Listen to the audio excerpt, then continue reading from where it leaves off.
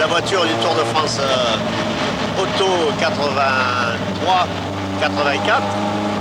et elle fonctionne encore très très bien.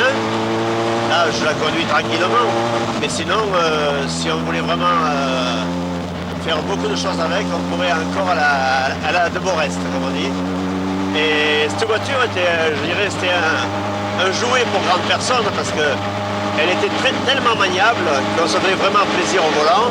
Surtout, bien sûr, sur des petites routes style Cévennes, style Tour de Corse, où là, les virages avaient une importance importante pour cette voiture qui était d'une très très grande maniabilité, d'une efficacité. Alors, elle avait un avantage, c'est qu'elle avait quand même, dans sa version ici Tour de Corse, 320 chevaux et 920 kg. Donc des voitures comme on n'a plus actuellement. Dans l'ère moderne, les voitures font toutes plus de 1100 kg et pas plus de 300 chevaux, 320 chevaux. Nous avons eu donc une période là jusqu'à la Maxi 5 Turbo, où là c'était le top du top. On avait 350 chevaux en rallye avec des suspensions évoluées par rapport à la Tour de Corse, avec un moteur beaucoup plus souple, un comportement en tenue de route très régulier, très facile à piloter.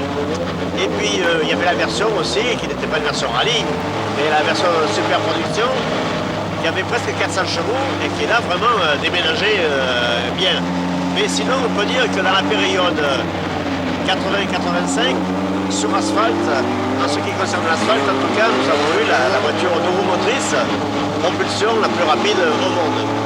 Alors, bon, en 83, effectivement, il n'y avait pas encore, comme aujourd'hui, les boîtes séquentielles sur les voitures de rallye, mais malgré tout, la boîte de vitesse était assez rapide, avec un étagement pas mal du tout.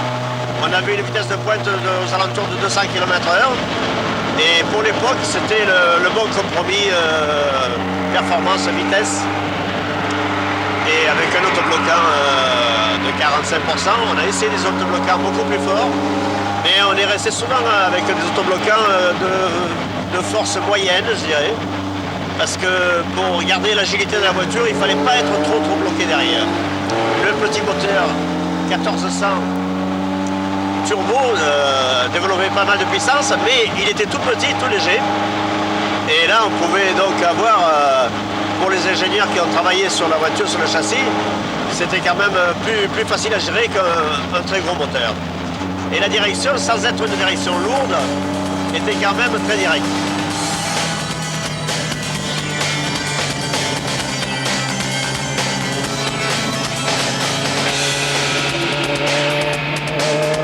En ce qui concerne les rallyes eux-mêmes et la course, j'avais des notes très spéciales où on était très peu à utiliser ce style de notes-là. C'est des impressions de conduite, plus des impressions des trucs qui étaient... la plupart des pilotes avaient des vitesses ou des rapports de boîte.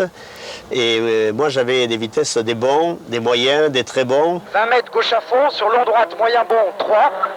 Long droite moyen bon. Par exemple, je pouvais avoir 50 mètres droite à fond et 100 mètres épingle gauche sur long droite moyen, ouvre bon, 50 mètres gauche très bon, referme moyen et droite à fond plus. Enfin, c'était plus des impressions que des notes de précision, parce que les vitesses, c'était des notes très précises. Alors que là, ça me laissait un éventail beaucoup plus large.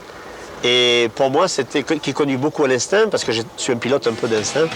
Et ça me donnait une marge de passage dans les courbes plus importante. Gauche, droite très bon, et 80 mètres, droite très bon, ferme bon, frappé, très long gauche, moyen, 2.